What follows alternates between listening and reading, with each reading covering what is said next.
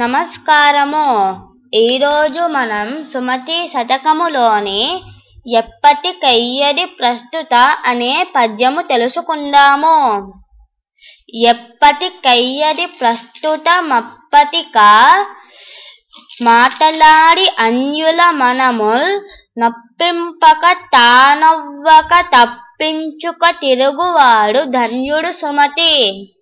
దీని భావము, ఎప్పుడు ఎలా మాట్లాడాలో తెలుసుకొని అప్పటికది మాట్లాడి తాను బాధపడకుండా ఇతరులను బాధించకుండా తప్పించుకొని తిరిగేవాడే ఈ లోకంలో ధన్యుడు అని భావం.